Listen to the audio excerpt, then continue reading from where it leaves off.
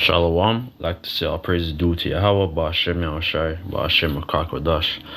Double honors to the apostles of Great Millstone. Peace and blessings to the hopeful members of the elect. My name is Connor Walk from GMS Toronto. Doing a quick lesson in regards to nuclear weapons in modern arsenal and their catastrophic effects. All right, so we're in biblical times, whether people want to acknowledge it or not. And there's going to be World War III. And there's going to be a lot of effects that's going to happen as a result of this war. And that's why the Lord's going to do, the Lord's going to basically, he's gonna use basically he's gonna use the elect, and he's gonna do a miracle, and he's gonna gather his elect on the four corners of the earth. Look at that. Salakia. Matthew 24, because it's gonna get very scary.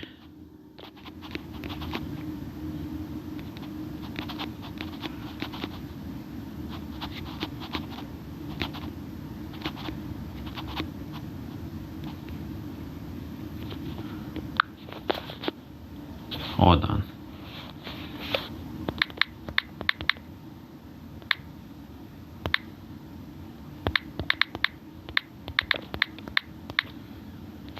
Yeah, Matthew 24, verse 31. Let me highlight it. Alright, and this is in the red, so this is the prophecy, and the Lord, with his word, he's basically, is written in red. Alright, and he's, Matthew 24, verse, start at 30, Then shall appear the sign of the Son of Man in heaven, and then shall all the tribes of the earth mourn, and they shall see the Son of Man coming in the clouds of the heaven with power and great glory. Right, so that's why we watch that movie with Will Smith. Right, that's what we always use that movie, and we link it up with the scriptures, because it shows you with that scene that there was a great ship, right? And it was a nice sunny day, and then it was like a mountain, just it was basically he was basically like the chariot, the father ship, it came out of heaven, whatever, basically into the in the firmament. So basically like outside the firmament, and they went into this firmament, this this ozone layer. They came down, and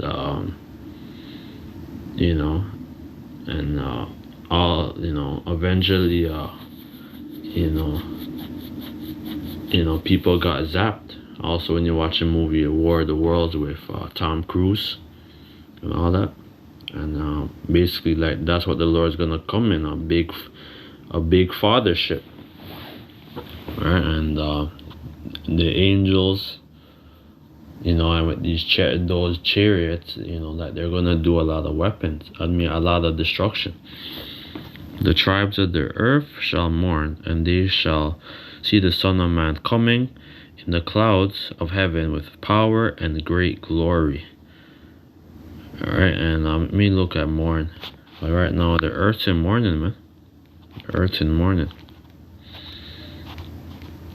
Right now, and then, even when the Lord comes, people are gonna mourn. The angels are gonna do a lot of destruction, man. With their like they could do it physically, or they could just use their vehicle, their chariots, right? You go to Zechariah 5, and it talks about Ezekiel 1. About the chariots goes in. There's a couple scriptures. I'm not gonna I'm not gonna go into it right now, but you pretty much get the point. But morning is Copto. Let me highlight this. Strong's G 2875. Copto. To cut, strike, smite, to cut from, cut off, to beat one's breast for grief. So a lot of people are gonna have heart attacks, man. Epilepsy episodes or whatever. People are gonna feel that power, man.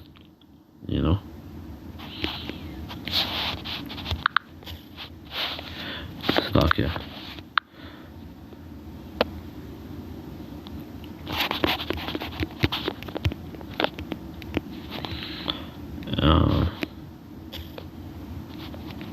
Yeah, I just highlighted this thing. Yeah, and Matthew 24 verse 31, and he shall send his angels with a great sound of the trumpet, and they shall gather together his elect from the four winds, and from one end of heaven to the other. So the Lord, he's gonna gather his elect, throughout America, anywhere people are scattered, his elect. The 144,000 and the 1/3, and because it's gonna be a great destruction, man. That's gonna come on the land, and I'm gonna illustrate this video. This video is for educational purposes. So let's start. The existential threat of a nuclear conflict is no longer a Cold War memory, with 9 states armed with atomic bombs that are an average 20 to 30 times stronger than those dropped in the Second World War. The stakes are undeniably higher. Now, only 2 nuclear weapons have ever been used in warfare when the U.S. targeted the Japanese cities of Hiroshima and Nagasaki in August 1945. The 2 bombs, Little Boy and Fat Man, exploded with a combined destructive power of more than 30 kilotons of energy. Yet they pale in comparison to the weapons in modern nuclear arsenals. Despite the devastation and worldwide shock following the bombings of Japan, U.S. interest in such explosives persisted. Yeah, so basically, with the Fat Man and the Little Boy, that was created by the Germans, who were basically the Americans. They used the Germans, because a lot of them came to America, and they used them, for their research, right? And they, and they created that, and it goes into that in Isaiah. I don't want to butcher it. Yeah, Isaiah 54:16. Behold, I have created the smith that bloweth the coals in the fire, and that bringeth forth an instrument for his work, and I have created the waster to destroy. So that's why the Lord, he used those Temanites, to create the smith, to create those type of weapons. All right, and when you go to Genesis about Tubal Cain, he was an artificer of brass and all kind of different things. On Genesis, I think the 3rd. No, I think the 4th chapter goes into that about Tubal Cain. And these are the people. That's why now they have the NASA stations, the SpaceX, and all that. Those are the Germans. And basically, right now it's a nuclear race. It's a nuclear arms race. Right now, because all these smaller countries like China, India, and North Korea, whatever, a lot of them, they were like farming type of company, type of industry, and like clothing and stuff like that. But now they're they have evolved. Even Ethiopia, they're like they're linked up with the Russians, Libya, and that's linked up with in prophecy. When we look at Isaiah 54:16,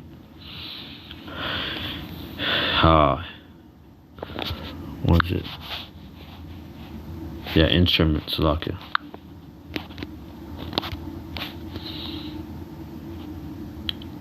The Kalai. Strong's H3627. Kelly.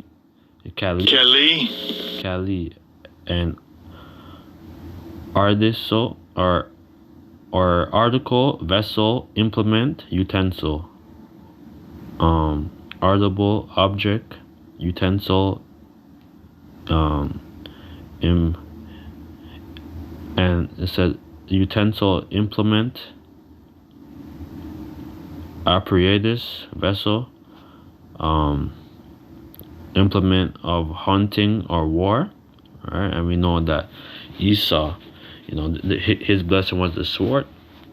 When you go into Genesis 27, because Jacob basically supplanted Esau out of his blessing, and then you go to Genesis 25 too. He sold his birthright for let me get that Slakia.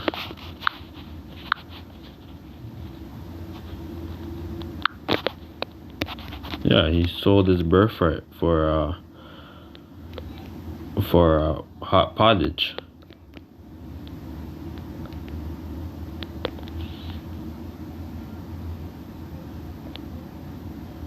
Let me just Genesis 25, and I started at, I'm just going by the Spirit. And Isaac entreated the Lord. Isaac, it says, okay, this is Genesis 25 verse 21. And Isaac entreated the Lord for his wife because she was barren, and the Lord was entreated of him, and Rebekah his wife conceived. So this is Isaac. He had his wife Rebekah, right? And they had sex, right? And they got that Rebekah got pregnant, right? And basically she couple months or whatever, she had a big belly or whatever, and they were fighting in the womb, because she had twins in her womb, and she didn't know, because she had there's a war in her womb, because there are two nations, right? Jacob and Esau, right? The sons of God, sons of the wicked. So there was a fight in her womb.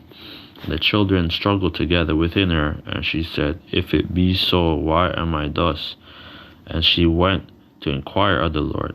And the Lord said unto her, "Two nations are in thy womb, and two manner of people shall be separated from thy bowel." So there's two manner of people, two nations, right? So when you go into Genesis, about the sons of God, the sons of the wicked and the sons of men. Well, basically, we came out the sons of God, and then Esau came out the sons of the wicked, all right? Because I'm gonna elaborate with that with another precept. And two manner of people shall be separated from thy bowels, and the one people shall be stronger than the other, and the elder shall serve the younger. So we're physically stronger, mentally, physically, strength, and spiritually, everything. We're the best athletes, dancers, actors, we're everything. We're very dominant, and that's why we're the spectacle. We're made of, when you go to Deuteronomy 7:6, the Lord said he basically, like, we're a peculiar people, which means private property, and like that's why these other nations hate us, man. But yeah, two manner of people shall be separated from thy bowels, and the one people shall be stronger than the other people, and the elder shall serve the younger. So Esau was born first, right? But but the Mosai had it where Jacob, he took his birthright, because it was set up like that, because the elder, right, when you go into Genesis, when you go to Genesis 25 about Esau, and then when you go into the same Genesis 3, it talks about where it talks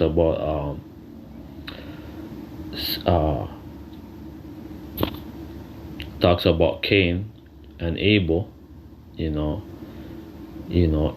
Cain, he killed his brother, man.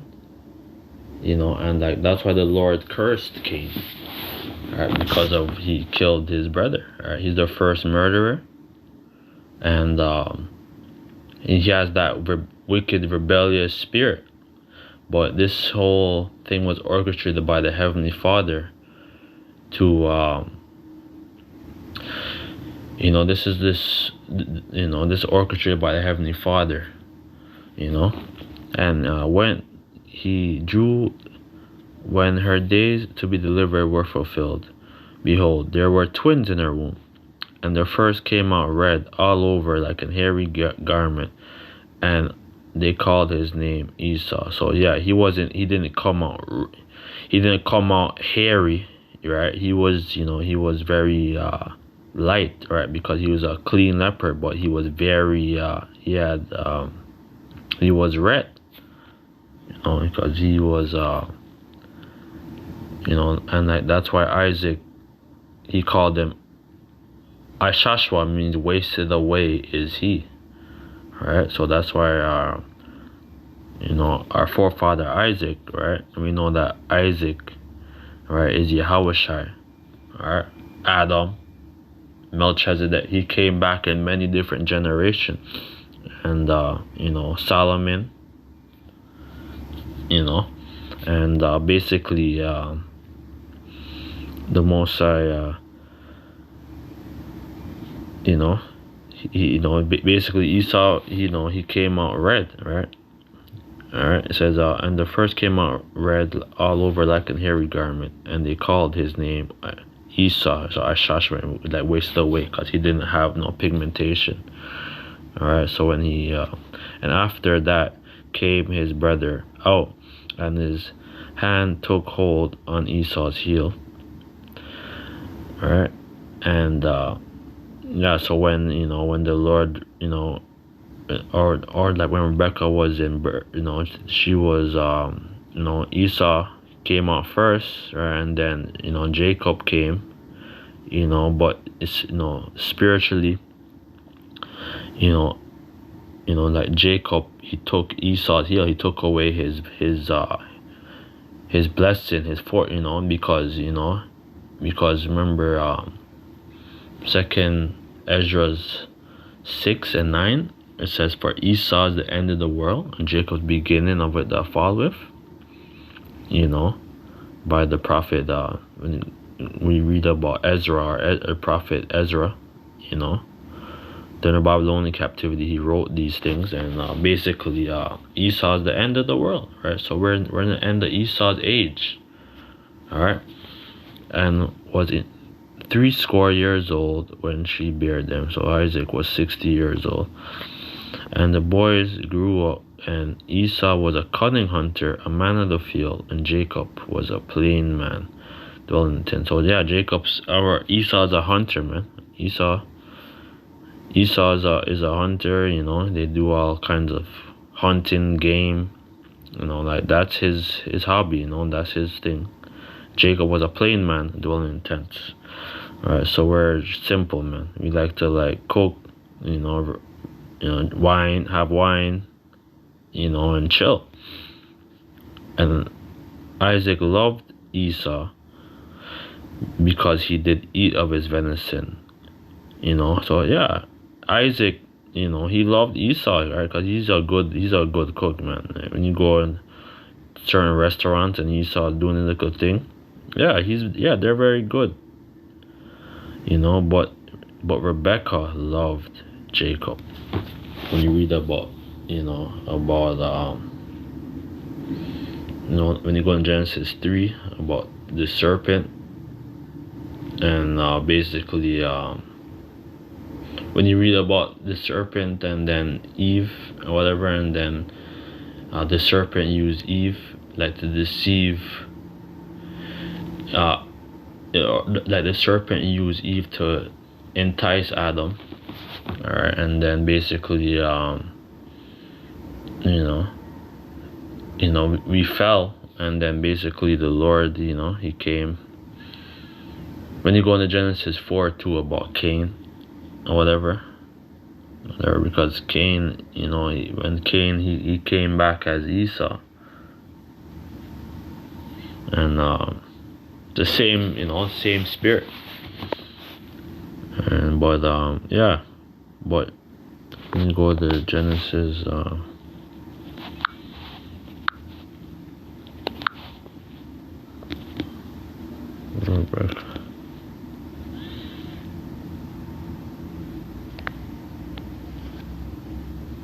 Genesis 3 and 15.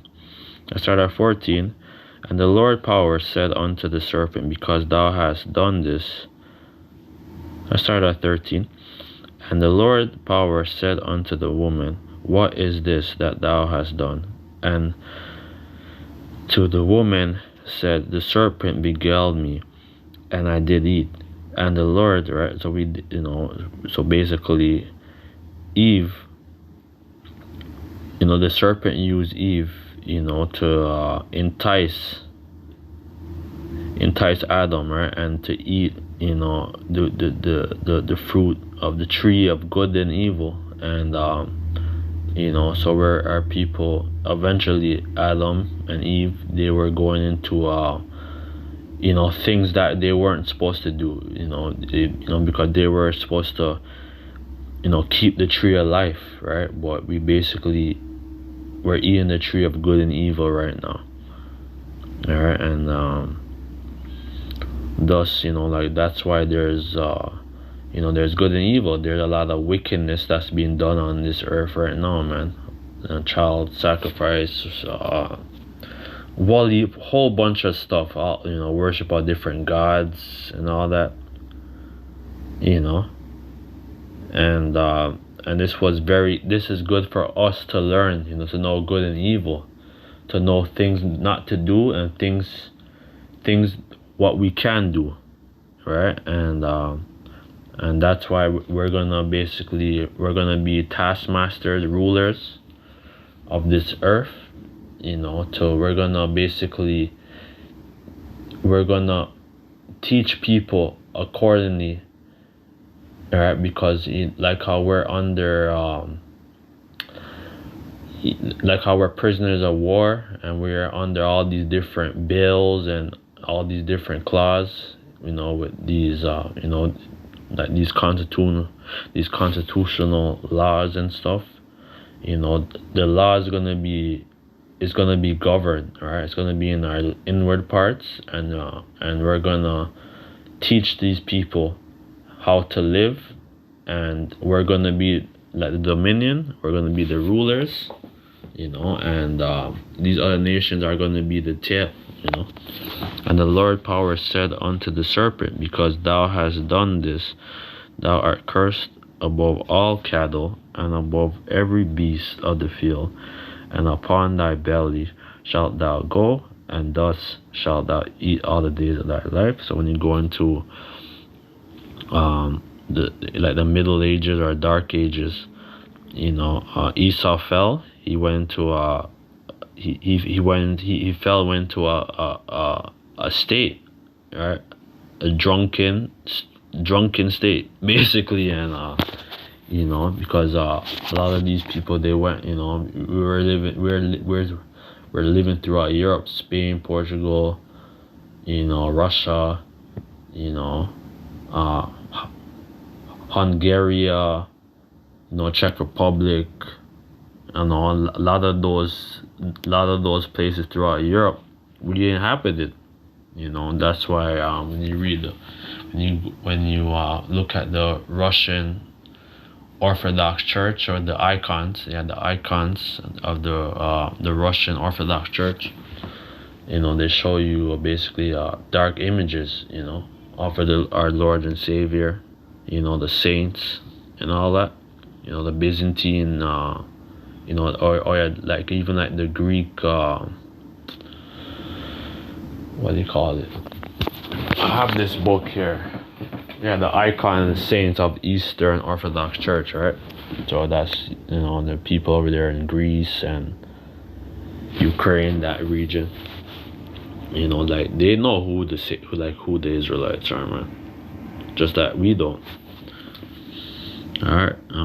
Thou art cursed above, because thou hast done this, that thou art cursed above all the cattle and above every beast of the field, and upon thy belly shalt thou go, and thus shalt thou eat all the days of thy life. And I will put enmity between thy seed and the woman. All right, because belly, right? Because they, because they went into bondage, right? And basically, when Esau was coming back to come back to his state, 744 AD or 740 AD? 740 AD, the so-called Jews, like the Amalekites, right? The Khazars, like they had like an ultimatum to choose, basically to choose Christianity, right? Because we were in power, right? And we were so they had basically the power, or like they had the option to choose either the Christian, to choose the Islam, right? Because the Islam thing was rampant, because Islam is a new religion, right? It basically came about during the time of Muhammad, which has been, I think, like in the 7th century, right? So in the 600s AD, basically, now that whole Islam came about. But they had the option to basically, and also like to basically follow the Jews, right? Because they knew who the Jews were, whatever, like they knew that, basically, so they basically chose, like the Jew, like our laws, right? And basically they learned our customs and stuff, and they still practice it now to this day. That's why they're in the land of Israel, calling about, saying that they're the Jews, but they're not. All right, and also, what do you call them? Not the Turks, because after we fell, the Turks came, all right, the Ottoman Turks, and a lot of our people, that we went into slavery under these Turks, man. All right, because Constantinople, right, because the Byzantine Empire was in power, and then basically 1453, when Constantinople, they came back up, and the Turk, basically the Ottoman Turks came, and and basically like 1492, Spain, Portugal, we fell, whatever, and then there was basically the time when Esau he rose back to power. Revelation 20.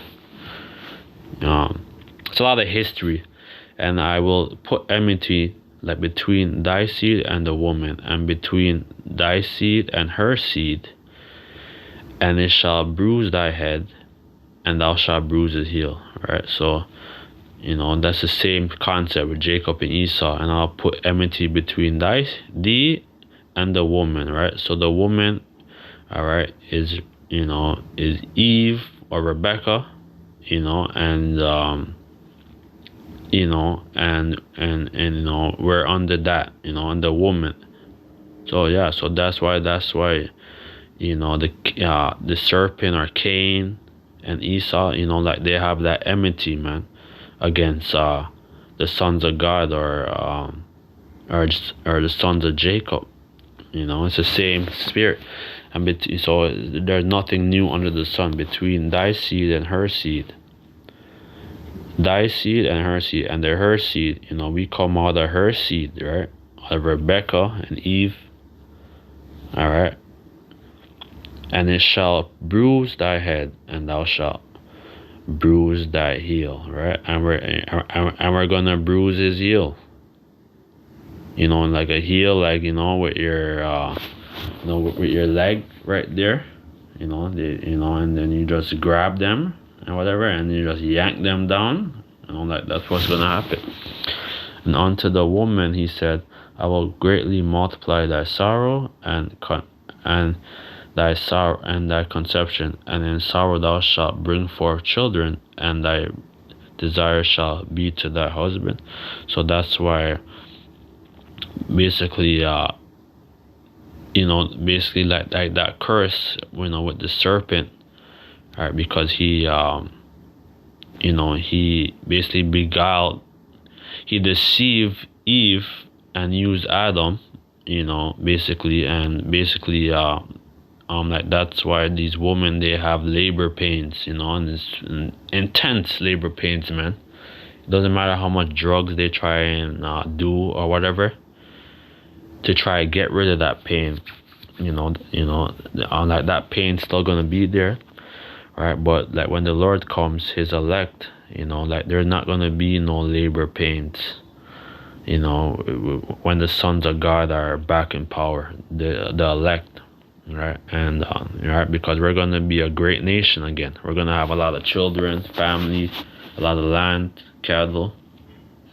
And thy desire shall be to thy husband, and he shall rule over thee. Right? And that's what it is, right? Because that's why in like Corinthians, the Lord said, like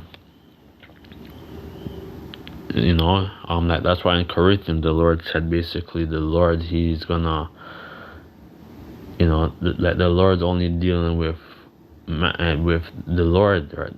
Yahweh is only dealing with the Son, right? And then we're under Yahweh, right? And then the woman is under her husband, right?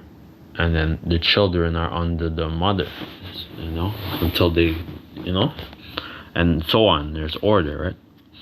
And he shall rule over thee. And unto Adam he said, because thou hast hearkened unto the voice of thy wife, and hast eaten of the tree of which I commanded thee, saying, thou shalt not eat of it. Curse is the ground for thy sake, and sorrow shalt thou eat of it all the days of thy life. So that's it. That's why we're going through a lot of things, right? Because of that curse, right? Of what Adam, right? And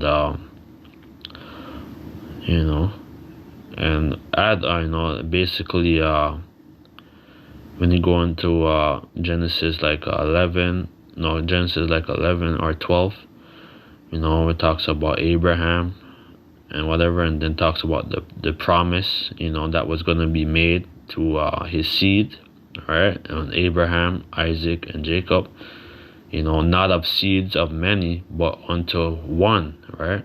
When you go into the scriptures, I think in Galatians, but basically the Lord's he chose a righteous seed, all right, through Abraham, right? Then his son Isaac, all right, and then Jacob, the 12 patriarchs. Thus what, that we have the nation of Israel, right? And these Christians, they want to be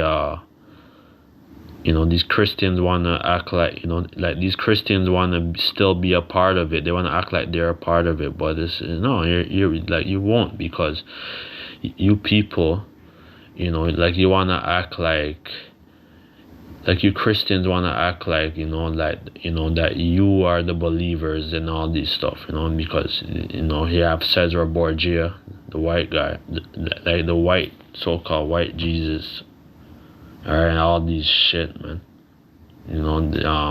This iconoclasm, where they painted, like the images of the saints, of our people, and they painted them white, and they wanna basically still have that lie, all right, but it's not gonna work, man. It says, thou shalt, and Adam said, because thou hast hearkened unto the voice of thy wife, and eaten of the tree of which I commanded thee, saying, thou shalt not eat of it. Cursed is the ground for thy sake, and in sorrow thou shalt eat of it all the days of thy life. That's why, even when we were, when we got the land of Canaan, all right, because the Lord, he did a miracle, man. All right, Moses,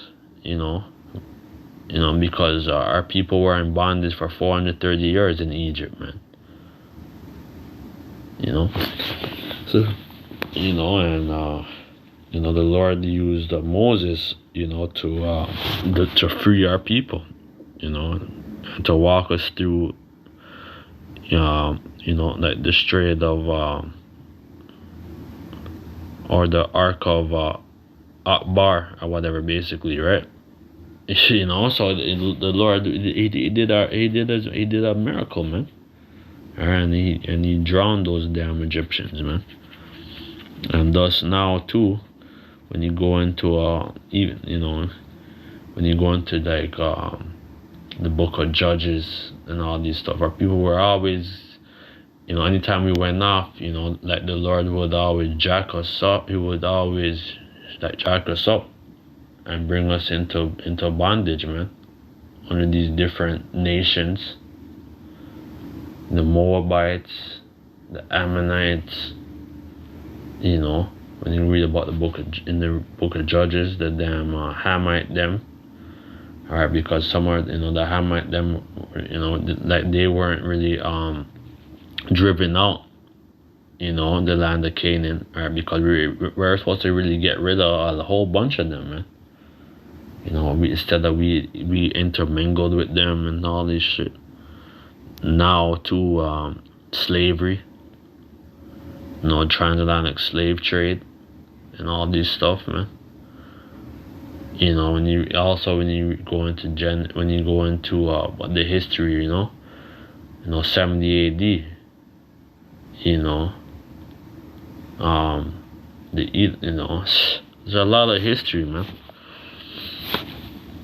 So thou shalt not eat of it. Cursed is the ground for thy sake, and in sorrow thou shalt eat of it all the days of thy life. And we're eating of it, man. We're catching hell, because we're, when you read Deuteronomy 28, verse 16 to 68, we're under these curses, man.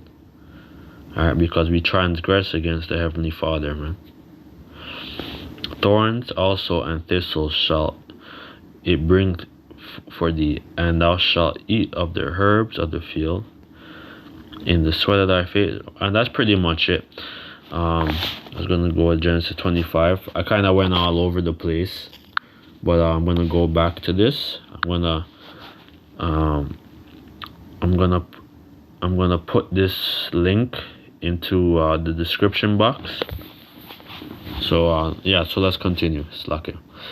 I did, sometimes the spirit, man. Sometimes, that's how it is. Not the spirit. I wanted to go more in depth.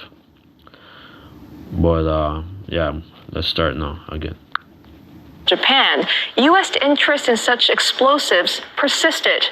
And the B-83 is the highest yielding nuclear weapon in America's arsenal. It's 80 times more powerful than Little Boy, and 650 of them are in active service. The global nuclear arms race reached a climax with the test of Russia's Tsar Bomba, a hydrogen aerial bomb produced during the Soviet era. And yeah, you see, like this was, I think, the Tsar bomb. Let's go into that. All right, which was the Russian, they created that.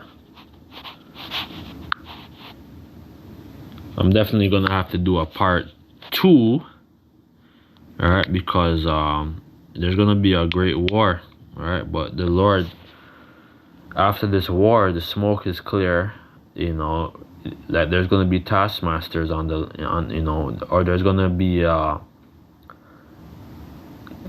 taskmasters and lords who's gonna basically who's gonna tell these because when you go into Ezekiel 39, it says that we're gonna sever out men of continual employment, so forced labor. So a lot of forced labor is gonna come on the land. But yeah, this is Zazar.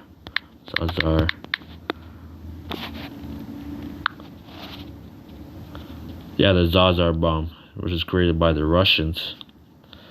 I think that was 19. I mean, look at the time period. Slovakia. The Zazar bomber code named Ivan. Alright, which is a Jake. That's a common name, Ivan. Also known as the alphabetical, like designated AN 602. Was a thermonuclear aerial bomber and the most powerful nuclear weapon ever created and tested. The Zazar bomb was developed in the southern Ukraine, The Zazar bomb was developed in the Soviet Union, and by a group of nuclear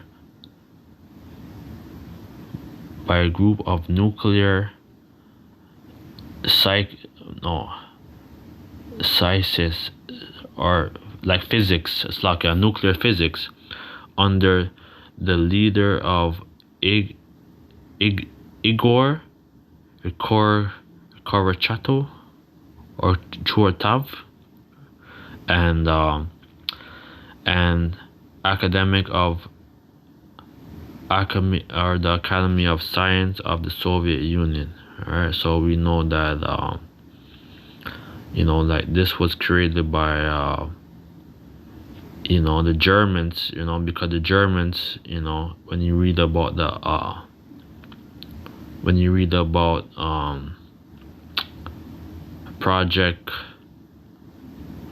that thing, it's called Project Paperclip with the Germans, right? Basically, because the Germans basically fell in World War II, right? And they basically they took a lot of the German scientists and they brought them to America. Some of them they brought there to Russia, Argentina, and so-called. Tested on the 30th of October 1961. It says the scientific results of the test was experiment verified of calculation principles and multiple stages of thermonuclear changes. Right? So yeah, I'm gonna look at the time. Slovakia. This is 1961, but I know it was I'm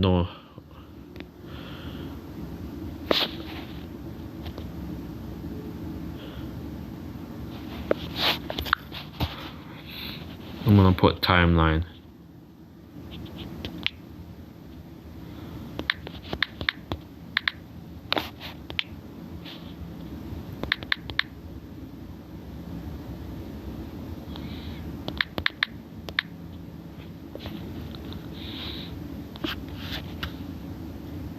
Yeah, 1930.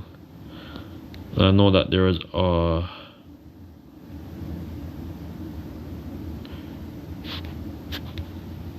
October 1961, right? All right, that's why when you go into when you go about like the Cold War and stuff, you know, with John F. Kennedy and the Cuban guy, what's his name? Like Fidel Castro, and you know, and you know, the Americans and stuff. They were, you know, it was a Cold War, man, and basically, you know, like that could have been the war of all wars, you know, like that, you know, the Cold War could have been like World War III, right? But it wasn't that time, right? And that's why the Lord said, you know, like that. That's why the Lord, He basically set it up, you know, because because Jake didn't really know as to who they were, all right. You know, but for the most part, our people did, all right, because you had the thing called the commandment keepers. Let me get that. All right, because a lot of our people were still keeping the law, you know, but they were only going into the Old Testament, right? So when Abba Bivens came, he basically fed our people of, you know, he fed our people of the understanding of the New Testament. All right, so that's why we in the spirit believe that Abba Bivens, right, he's John the Baptist, right, in the wilderness, right, and he came back in his lot, and that's why, and thus that's why under Abba Bivens, you know, he had his brother. I mean, he had his you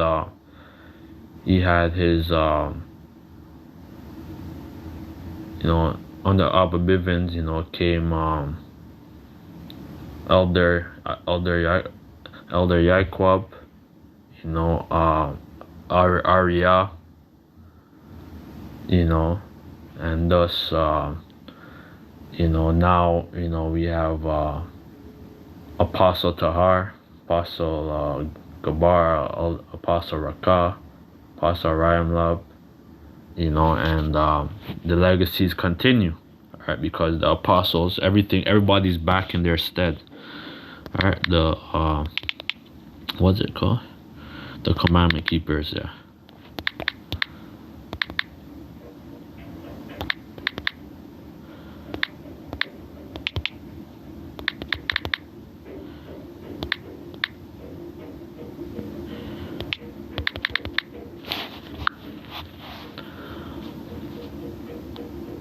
Yeah, the commandment keepers. Yeah, the commandment keepers. The commandment keepers, Ethiopian Hebrews, the congregation of the living power, pillars and ground of truth, Inc. Incorporated, right? And when you read about Marcus Garvey and whatever, he was Jamaican, but he went up to Harlem, and you know, he was a very affluent guy. He was basically he basically prophesied, basically he's saying, oh, like, look forward to a king or whatever, and you know, and telling our people to go back, you know, like, you know, to go back to Africa or whatever. And then I guess he basically bought like a big little, he bought like a boat or whatever, but you know, but that didn't even work. But basically they you know, they used the elite and whatever, and these two-thirds, you know, these Boule group or whatever, you know, they use our, you know, that thing basically like to deceive our people, right? And to saying that, oh, it's that Selassie is God or whatever, like that, you know, like that's why in Jamaica and you know, like that thing was a cult. You know, like that's a real definition of cult, man. You know, and you know, because Selassie didn't say his thing, and you see how short that guy is. He's a real Ethiopian, man. You know, So they try to deceive our people, man. So that King Solomon slept with Queen of Sheba and whatever. If he slept with the Queen of Sheba, like she would have to be on the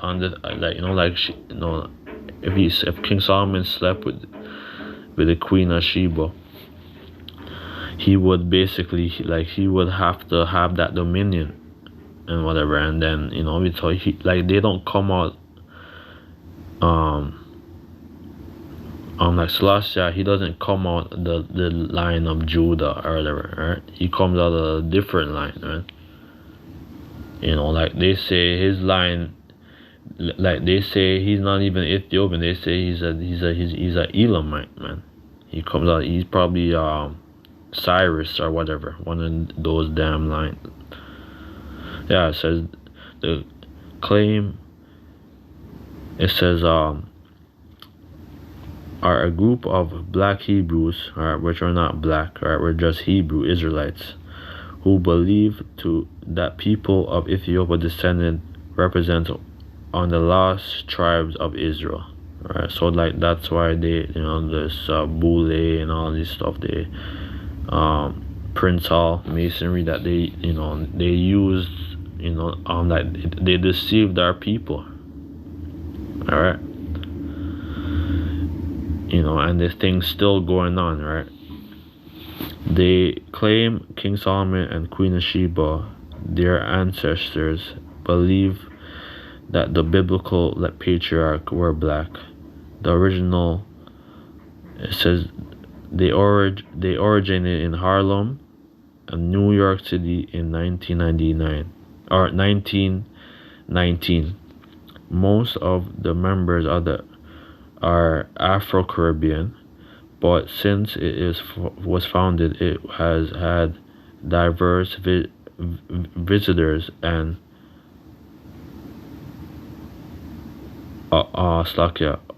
occasional white members. All right, they use the De Lo Solo, Polo, Spanish and Portuguese prayer of the Hertz truce and a parchment of Torah scrolls, right? Because a lot of our people, a lot of people came to the Americas, fleeing from Spanish, from the Spanish Inquisition, right? During basically from 1391 to 1496, over 100 some odd years. So a lot of our people fled. A lot of our people came to the certain parts of Europe and America, the Caribbean and stuff.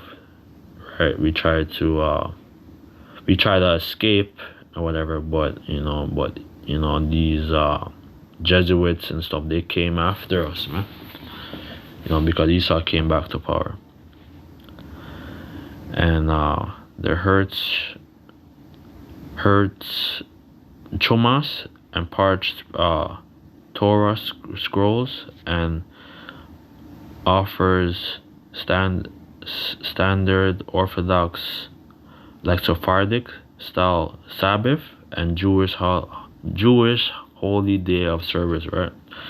Right, because our people, they knew who we were, right? Because I come out of the Sephardic line, I come out of the line of Matthias da Costa, I come out of that blood, that's in my blood. So I know for sure that I am a Sephardic Jew, 100%. And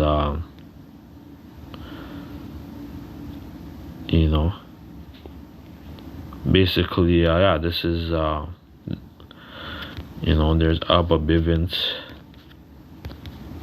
Let me just think this.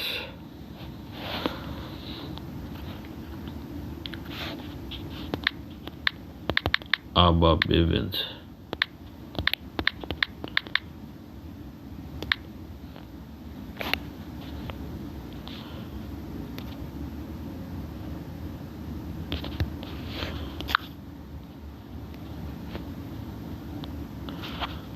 So they know or whatever, right? Yeah, Abba Bivens. Slovakia.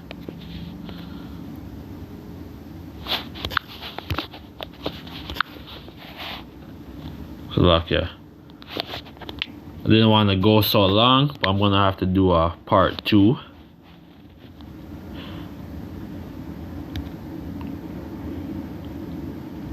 See, this is this is Abba Bivens.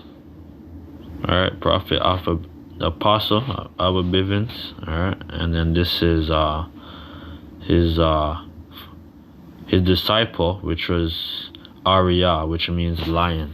Right, so like that's why like they went in depth, because they went into the Old Testament and the New, right? And that's why we believe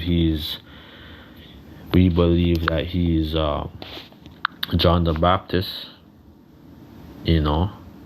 Elijah. Matthew or Malachi 4:1. Behold, I will send you Elijah the prophet before the coming of the great and dreadful day of the Lord. All right, so that's why the prophet or Abba Bivens, he came on the scene, during basically because they were under the Torah, so I'm sure he was out there on the streets in the 50s, 60s, right,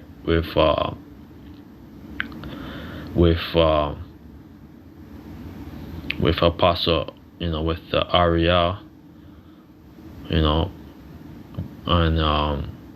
Yaquab and all them, right?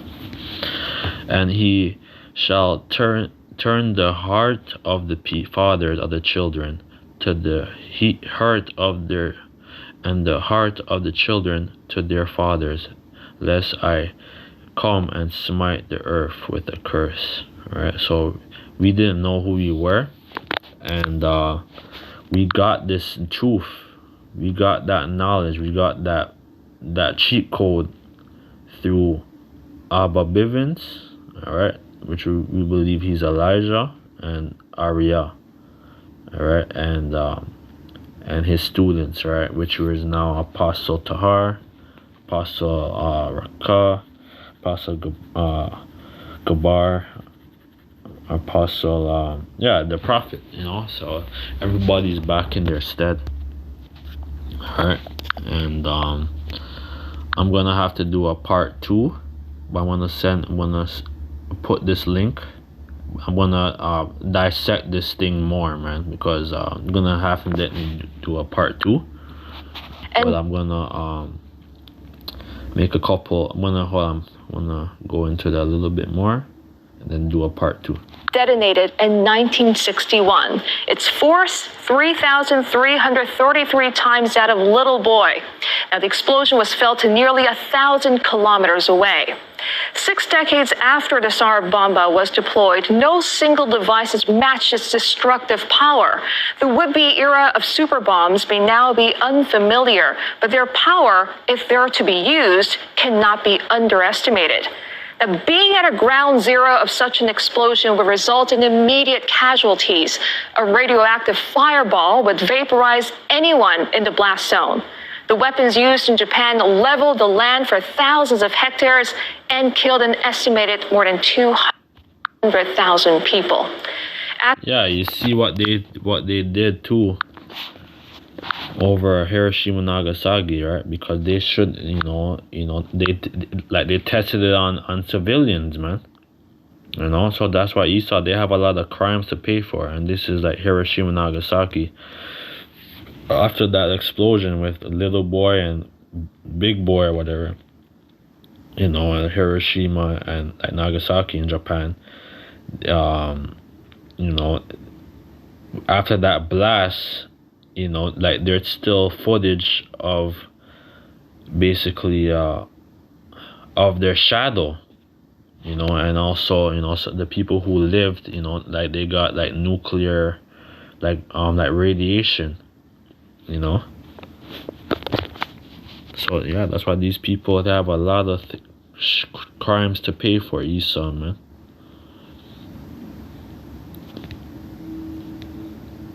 See this? This is the Hiroshima and Nagasaki with their shadow, man. And that's gonna happen here, man. So these people are gonna be tormented, man. Like even after that destruction, man. You know, like that's all you're gonna. There's gonna be even a greater destruction, but it's gonna be. It's gonna be even greater, man, because there's a lot of wickedness that's being done on Earth. You see all this, man? That radiation, man, that goes.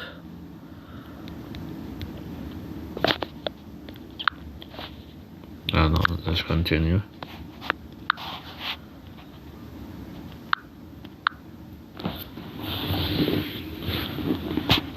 As for survivors of a nuclear explosion, radiation exposure can cause burns or sickness days, weeks, or months later, and then even years afterwards. Developing cancer remains a lifelong risk.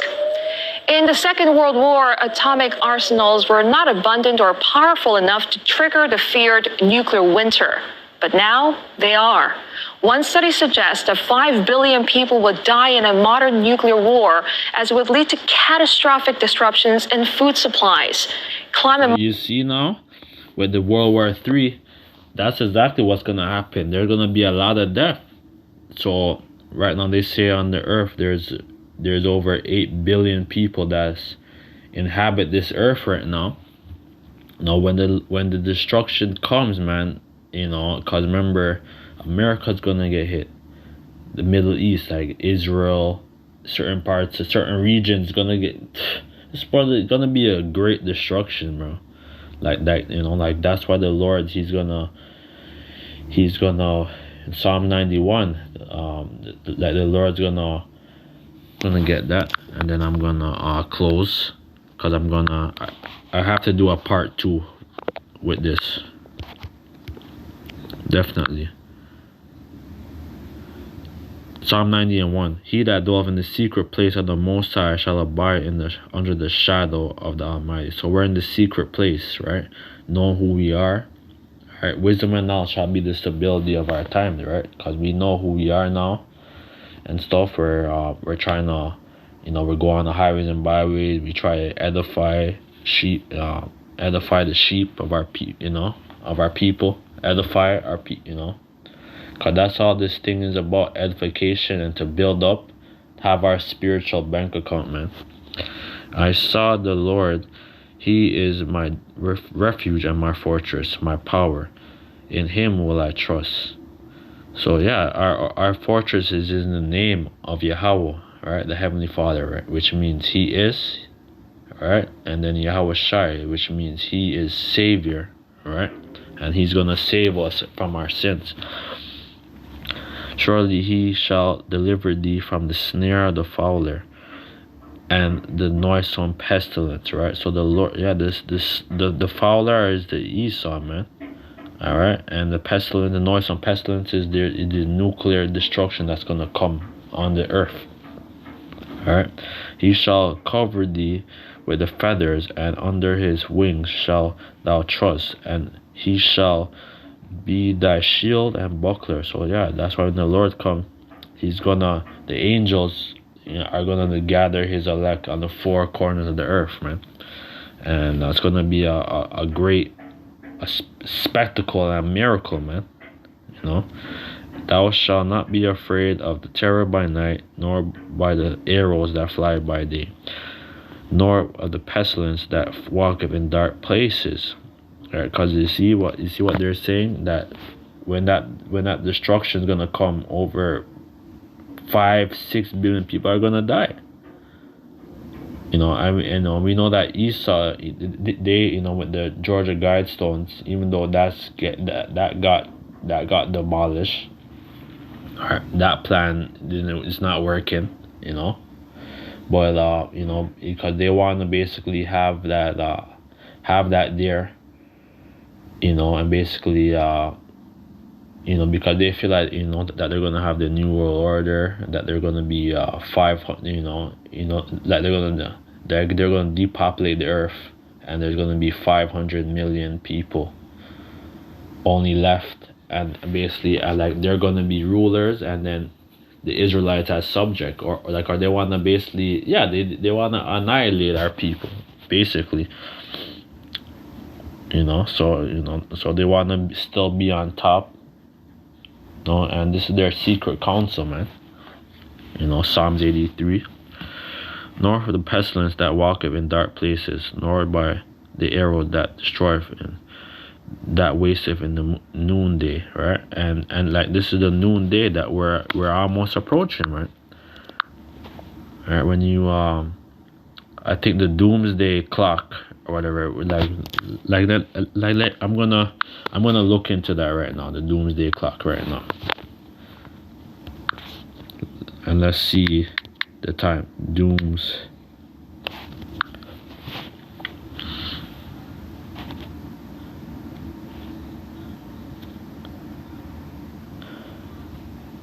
The doomsday clock.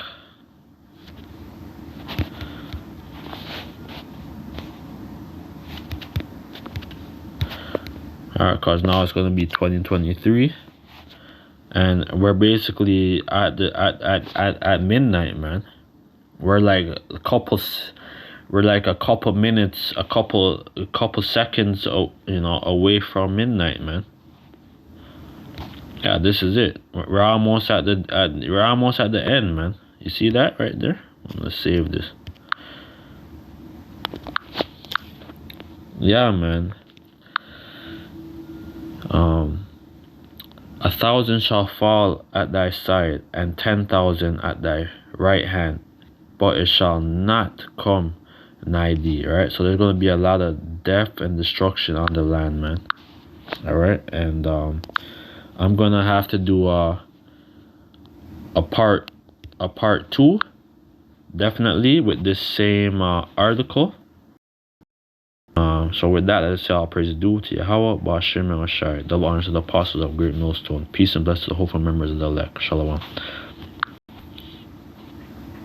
The models show, in the event of a nuclear conflict, average global temperatures could drop by up to 25 degrees Celsius.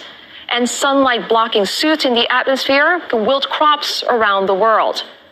Now, 77 years since the atomic bombings of Hiroshima and Nagasaki, some fear the risk of a nuclear confrontation remains very real. The UK's National Security Advisor, Sir Stephen Lovegrove, says this risk has increased because of the breakdown of communications between the West, Russia, and China. And given the staggering... Yeah, so with that, let's say all praise due to Yahweh, Bashim and Ashai, the ones to the apostle of Great Millstone. I'm definitely doing a part 2 with this. A lot of meat. So with that, shalom. Hopefully this is edifying, and shalom.